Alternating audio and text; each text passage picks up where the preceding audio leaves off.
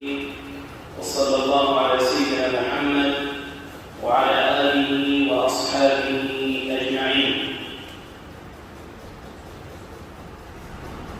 First of all, I want to thank Allah subhanahu wa ta'ala and praise Allah subhanahu wa ta'ala who has given us time to seek knowledge, time to become the people that Allah subhanahu wa ta'ala guided to the straight path.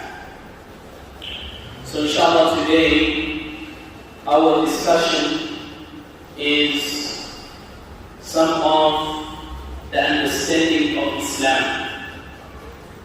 So now we can also have an open discussion.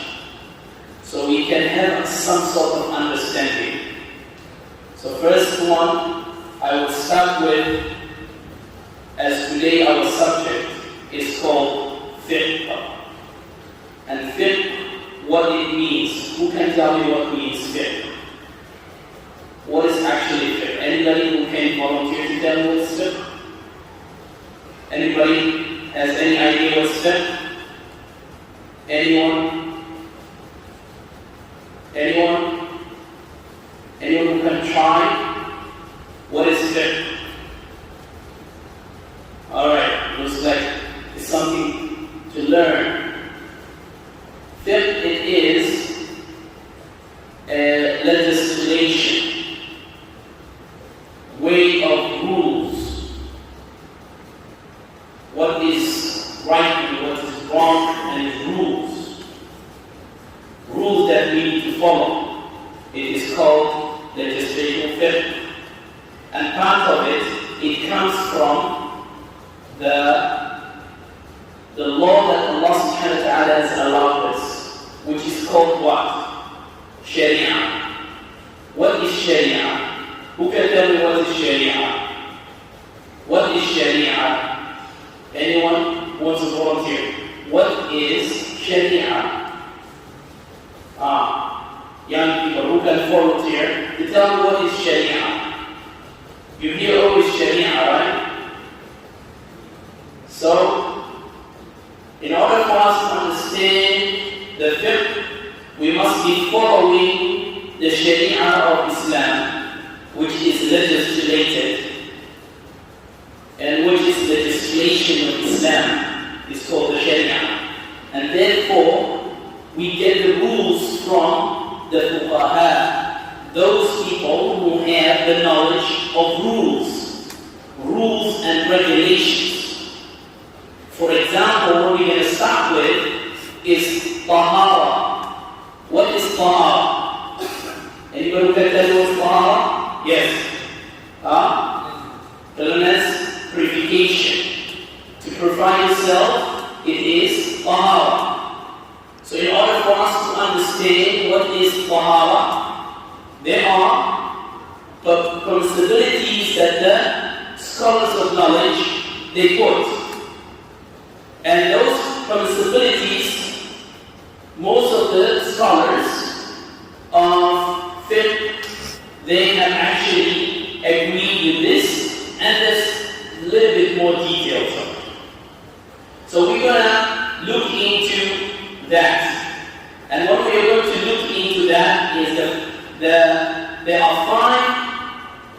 5 possibilities to understand. And those are the 5 rules that they all use them. And what are those 5 rules? Number 1 is farad, obligation, wajib, obligation. So, means that obligatory. It's obligation upon us. So you have to understand, in Islam, we learn this, it's called fiqh. And this is legislated in the Islamic Sharia. How we must live life. What is farad? What you need to understand, these 5 levels that a person needs to understand. that which is permissible for you and what is not permissible for you, which is called in Arabic halal and haram. Halal and haram. Right? Farad and wajib. Sunnah and then sunnah mu'akkada. You will hear that. Those are the things that we, inshallah, we want to delight today, so we can have understanding. This means that if anyone do something which is farad and leaves it, then he falls into a sin. Right? Salah, is it what? Is it the farad or the sunnah? Salah is farad or sunnah? Huh? Is farad or sunnah? Farad. Right? Salah is farad. Sunnah means what the Prophet ﷺ encouraged us to do, which will give us more rewards from Allah subhanahu wa ta'ala. And you do not become sinful. You do not become a sinner. But you get the reward from Allah subhanahu wa ta'ala. And when it comes to sunnah, mu'akkada, it's recommended for you to take that because the Prophet sallallahu alaihi wasallam did so. So it's something that for us to learn, something that you have to understand what is sunnah, what is farad, and what is mustahab. Right? What is recommended for us from the Prophet sallallahu alaihi wasallam, and permitted, what is permitted for us or allowed, mubah, or we can call it also halal. These are words that you will hear throughout your life. These are words that you're going to come to understand through your life. This is mubah. Is permitted. This is halal. It means what? It's allowed. This is allowed for you to eat. This is allowed for you to do. Okay? Makruh, which comes to the opposite of that, disliked by the Prophet sallallahu alaihi wasallam. If something the Prophet sallallahu alaihi wasallam disliked, why do you have to encourage yourself to do it? Subhanallah. You should not do it. Because the Prophet sallallahu alaihi wasallam disliked. So you should leave it for the sake of Allah subhanahu wa ta'ala and get a reward from Allah subhanahu wa ta'ala. And without intending it, if you do it, then if you do it in a good way, you get a reward from Allah subhanahu wa ta'ala. If something good you do, you get the reward from Allah subhanahu wa ta'ala. But when it comes to what is disliked, you should try to avoid and stay away from it.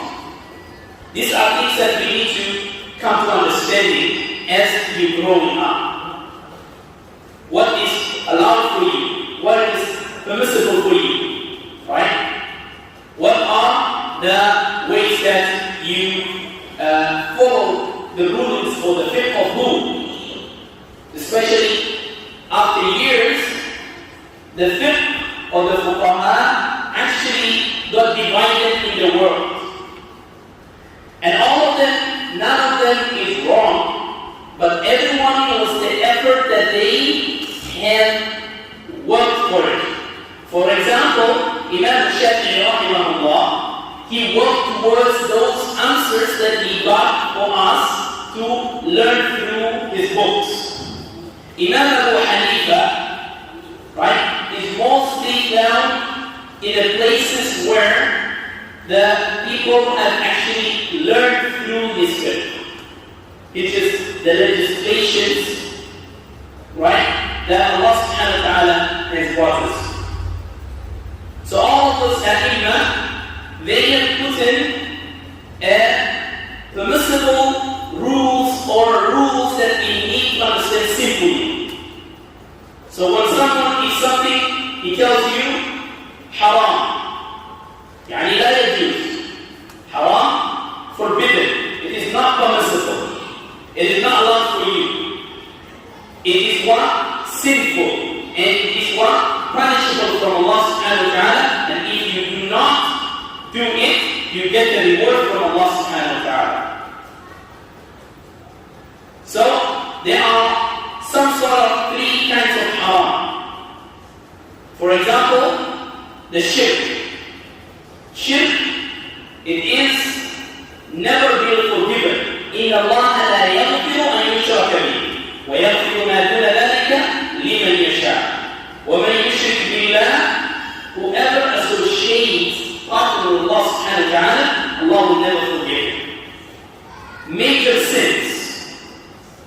Major sins to fall into a serious sort of a shirk that you try to avoid, and minor sins that you try to stay away from it, and you repent and ask Allah subhanahu wa ta'ala for forgiveness. These are all the basic of fiqh, and you have to understand some of the people, young people, they don't learn in this in details in school. So when they come to learn when they go to specific halaqat. Right? When they go to a specific place to do halaqat. So in order for us to understand the fiqh, or to understand the rules of Islam, we have to implement it in our lives. How do we implement it in our lives? Simply, we start from tahara, purification. Alright? Tahara, haqiqiyya, tahara, kubra. We have to understand what is ghusl. Right? We have to understand when do we take shower. We have to understand how we take a shower. All of these are knowledge that you need to know. It is the basic fiqh, which is also called usul al-fiqh, the foundation and the principles of the Islamic rulings. And these are very, basic ways of learning our deen. Our deen is not same as our deen, our religions. In our religions, you don't need to take specific shower. You don't need to make wudu and tahara, purification. You don't need to cleanse yourself. Right? You can pray whenever you want, wherever you want. But Islam is way of life. It's the way of your life. Did Allah subhanahu wa ta'ala make this difficult for us? No. Allah subhanahu wa ta'ala, He told us in the Quran. Allah subhanahu wa ta'ala, He told us in the Quran that He did not make difficult upon us. Allah subhanahu wa ta'ala, He did not make this deen difficult upon us, but Allah subhanahu wa ta'ala made it easier for us by following these principles that Allah subhanahu wa ta'ala put for us. Is this halal? Right? Is this haram? Is this makruh? Is this mustahab? Meaning all of these words are part of our life. We need to understand all of these basic rulings and conditions of Islam. And if we don't understand, then we lose the way of Islam. And then we will live without the rules. Imagine living without the rules and not even understanding the foundations and the principles. Our salah, how we pray, we get through the fiqh. Our cleanness, how do we get? Through fiqh. Through the rules and regulations of Islam. And if we do that, then we will come to understand the proper way of Islam. Let us have some sort of understanding